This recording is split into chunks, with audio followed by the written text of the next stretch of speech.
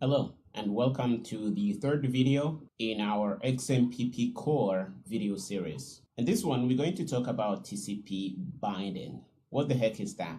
If you look at the stack we have here, you see that we start by DNS resolution and we do TCP connection. We're going to cover these two first steps, DNS and TCP connection. If you look at the figure here, there are two things that happen when you connect to your XMPP server. You actually establish two logical pipes through which you send your data. The first pipe is a TCP pipe. It is a connection you open to the server, and over that connection you can really send anything. In that pipe you can put in HTTP data, you can put in other protocols, really tons and tons of protocols are working on top of TCP. And inside that TCP pipe we establish our small pipe that is going to take our XMPP traffic. Okay, and that's what we're going to look at in this lecture, how you do this, the steps you have to go through to have your two pipes set up and ready to take your data from one node to another. So in XMPP, there are different kinds of transports that we use to take data from one point to another. The most common one is TCP, which is the one we're talking about in this video. But there are other transports that are being used to take XMPP traffic to the destination. Another popular one is HTTP, that is used in environments where other XMPP traffic is not easy to push through the network. We know that HTTP is a standard. Port 80 is usually open in many environments, and it is a good thing to take advantage of if your XMPP traffic is blocked for some reason. Okay, TCP is our transport. Inside the TCP pipe, we have an XMPP pipe that is going to take our XMPP traffic. Think of it that way. The first step when you want to establish your two pipes is to do DNS resolution. What the heck is DNS? DNS is a technology that takes your domain names, things you put in your browser, www.facebook.com and things like that, and you turn that into an IP address that a computer understands. DNS also does the reverse. You can give it an IP address and it can give you domain names that are associated with that IP address. It relies on a network of computers and the internet, and in some cases you see DNS servers referred to as name servers. Here I have an example of a fully qualified domain name. Far to the right you see that we have blykun.edu. This is our domain. And the other part that we have on the left, ai.cs here, is a host name. To have a fully qualified domain name, you need to have your domain name, but you also have to specify a host name. If you were to find this computer through the internet, ai.cs.blykun.edu, blykun.edu wouldn't be enough. You would get to the network where this computer is, but the network wouldn't know which host you are looking for. This is the main idea behind fully qualified domain names. Okay, now that you have an idea about DNS and FQDNs for fully qualified domain names, I'd like to take you through the steps your computer goes through to know the IP address from a domain name. The case we have here, computer ai.cs.blykun.edu is looking for this computer here, ai.rd.yourcompany.com. The computer from Blykun here doesn't know the IP address of the computer in your company. So what it does, it sends out a query to its DNS server asking it if it knows the IP address of the computer in your company. And this is what happens here in 1Q. It is sending out a request to ns.cs.blykun.edu. This is a DNS server for this network, Blykun.edu. But its DNS server doesn't know the answer to that, doesn't know the IP address of this computer here. So it sends out a request to the root domain. The root domain is really the parent of the DNS tree, where domain names are arranged in a tree-like structure. Okay, so the root domain DNS server says, I don't know the answer to that. I don't know the IP address of this computer, but I can refer you to somebody who knows the answer. So it sends out a referral like this on 3. So it tells us the COM node in the DNS tree structure might know the answer because we are looking for a domain name that ends in com. Okay, so we send out a query to the com node in the DNS tree, and it doesn't know the answer either. So it sends a referral again to the your company node. We get the referral, and then we ask in 6Q here. It doesn't know either, so it gives a referral to RD or company, and we go there. And when we get to RD or company.com, it happens to know the answer. So it gives us the answer in 9A here, and we send out the answer to the computer that asked about the IP address of this computer here. And you see that in the arrows here, we can have three kinds of actions. There is a query, which is what we've been sending all along, 1Q, 2Q, 4Q, things like that. We have an answer, which is what we got from the final DNS server here. And there is a referral, which we've been getting from all these nodes in the DNS tree here. I want you to notice one thing here. Our DNS server here is recursive. Why is that? Because it is processing referrals. We asked the root domain if it knows about our domain name. It sends out the referral, and in turn, we do the query based on the referral. Okay, a recursive DNS server handles these referrals. I hope this makes sense. A non-recursive DNS server doesn't handle these referrals, and we have examples here. This .com, yourcompany.com, they just give you referrals, but they don't process them. Another concept you need to know in DNS is that sometimes to speed up things, nodes in the DNS tree cache the results. Okay, for example here, we ask for the first time, our DNS here doesn't know the answer. We keep asking until we get here and we get the answer. But when we get the answer for the first time, we cache it. Okay, so if any other computer on these networks asks about this domain again, we're going to give an answer directly without going through all these steps. This is how DNS works, and this is what we do when we try to connect to our XMPP server. We give the domain we want to connect to, and we want to know the IP address and the port that we should connect to open our TCP pipe connection. Okay, now that you know this, let's open our terminal and actually try this out. I am on a Windows machine, so I'm going to use the tools that are available to this operating system, but I'm sure you can do the same on whatever platform you are. You just need to search for a DNS client, and you can use it to send out these queries. In this case, we are going to look for the IP address of my domain name. Okay, so we're going to use a tool called NSLOOKUP, and we can say, okay, so we can do that. What do we have here? We sent out a query to get the IP address of this domain. You can see that it is a cache server. They even say that. This answer has been cached from previous requests that I've made when I visit the site here. So it times out in 2 seconds. The IP address is this one here. And this answer is not authoritative, meaning that it might be wrong. But there is a good chance, at least 90 or more percent, that this answer is going to be correct because it is a cached one and it might have been updated. Okay, now you know what DNS is and you can try it on a Windows machine. And if you are creative, you can search online to find a DNS client and try this on Linux or a Mac if you are into these kind of things. Okay, now that you know about DNS and FQDNs, let's go to the RFC document, the core document. The link to that is here. And we're going to go to number 3, TCP binding. This is what we want to look at today. Okay, they say initiating entity, client or server must open a TCP connection to the receiving entity before it negotiates XML streams with the receiving entity. They're basically saying that you have to open a TCP connection to have the first pipe, and you have to negotiate an XML stream to open the second pipe that we just talked about.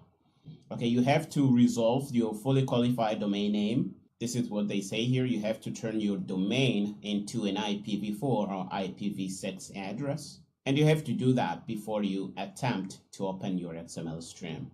Okay, now let's look at the process that you go through to have your IP address that you can connect to. The first thing you have to do is to prepare your service query. A service query is really a query that you send out to find out a computer that is providing the service that you want on the domain that you want. The way you do that, you prepare something like this. This is a service query. It has a service. A service can be XMPP client or XMPP server. It has the protocol that you are using or the transport. In this case, we are using TCP. And it has the domain name that you think is hosting the service that you want. And you can pass in any XMPP server. And if it happens to be there, it's going to respond. This is the first thing you do. You send out a query like this. So how do you send it? The XMPP library you are using to develop your software probably is doing this for you, but sometimes you have to do it yourself if you are building your XMPP infrastructure from scratch. When you get the response will contain one or more combinations of port and fully qualified domain names. Now is a good time to go to the terminal and try out something else. We're going to send this query and see what we get, because you need to have context for these kind of things. Okay, so here we are. We are going to paste in a query that I have prepared because I don't want to type all this. We have NSLOOKUP. We pass in a parameter of query type. We are sending a service request. We pass in our timeout and we put in our query that we built here. If you look, it is the same thing as we had here. Okay, XMPP client.tcp. The server that we want to look for. Okay, let's replace this with my server.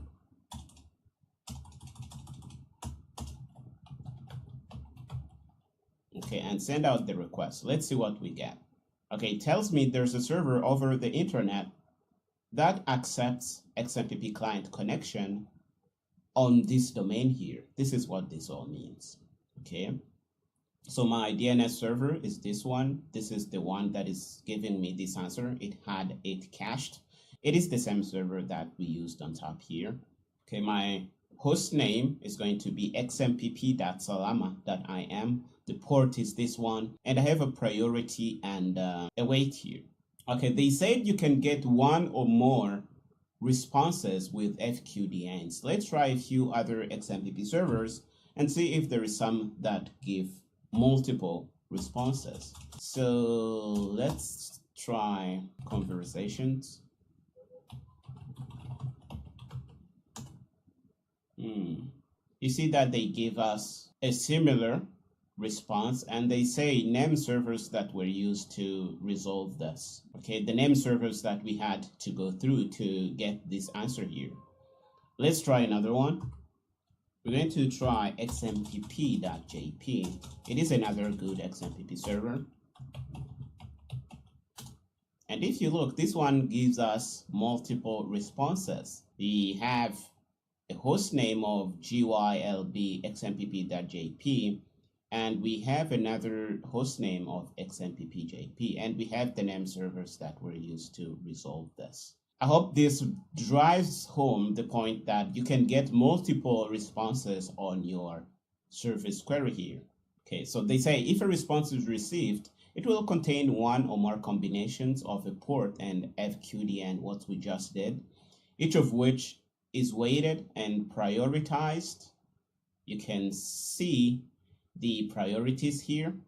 Okay, if you get a response like we just got, everything is all right and you can go on and try your TCP connection. However, if the result of the service lookup is a single resource record with the target of the root domain, then the initiating entity must abort processing at this point, because such a target means that the service is decidedly not available on the domain of interest to you. Okay, so if you get a response like this, you're doomed. You should stop trying to connect to that server. Your client is going to choose one FQDN and try to resolve the domain or the host name to an IP address. This is a normal A query in DNS. So if you get an address, your client is going to try to open a TCP connection to the host provided.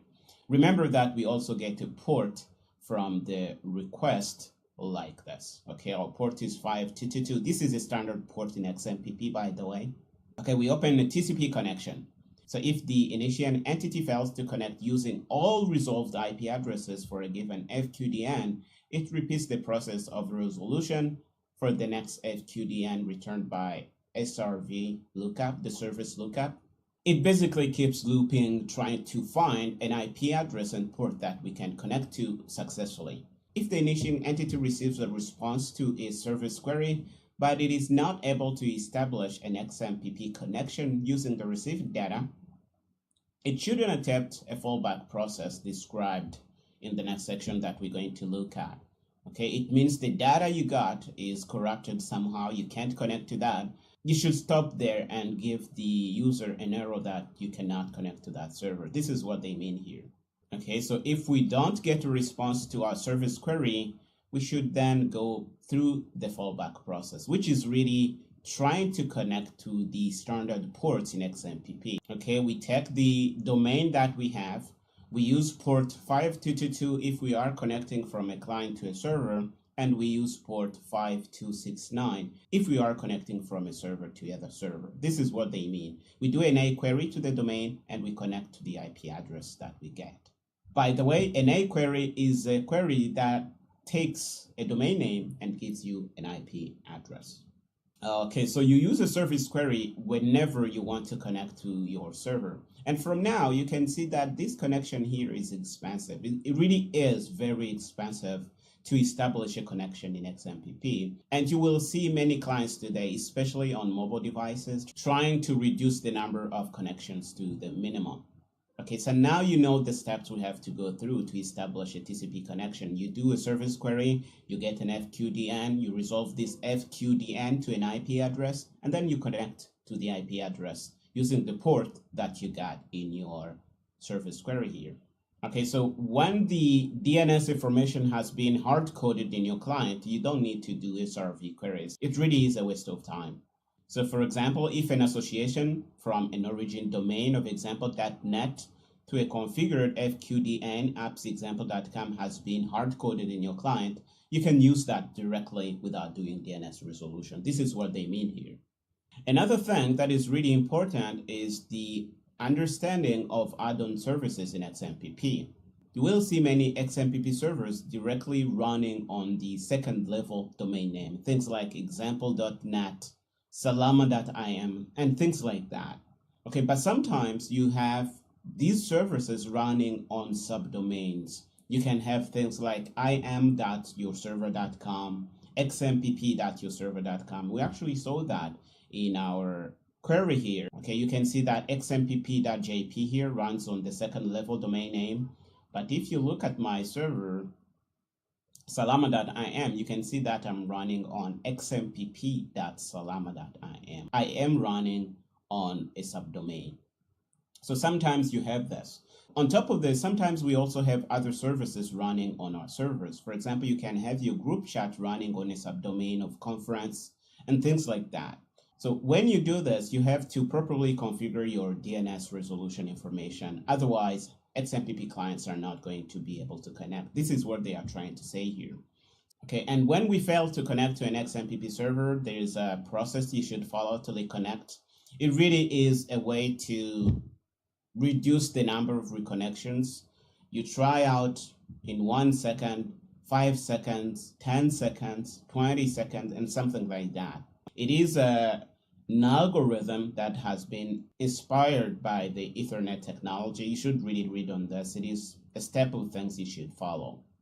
Okay, now we talk about reliability. When you have your XMPP client connected, you are sending messages, the TCP connection can go down, and this happens very frequently on mobile devices. The XMPP core document doesn't specify ways to solve those problems, but there are XMPP extensions that deal with that. This is what they mean here. You can see stream management here. Let's go there. Stream management. It is an XMPP extension that works well in managing problems when your TCP connection is cut out. Okay, this is really all I had to say in this video. I hope you enjoyed it and you have more information about the way you establish a TCP connection to your XMPP server. I know I have been getting many requests for videos. It's been quite some time since I posted the last one. I have been busy these days. I actually was busy working on a course here that is developing GUI applications in Qt. So if you are interested in these things, please do look at it, see if it is for you. I also have been writing some things about XMPP. We have a new booklet that gives a friendly introduction to XMPP. Let's look at the PDF. So if you are into these kind of things, you should really look at it. It tries to explain XMPP in a fun way so that it really is easy to understand. So if you happen to need these kind of things, just come to our website here and subscribe to get this thing in your email. Okay, that's all I had to say in this video. I hope you enjoyed it. I'll see you next time.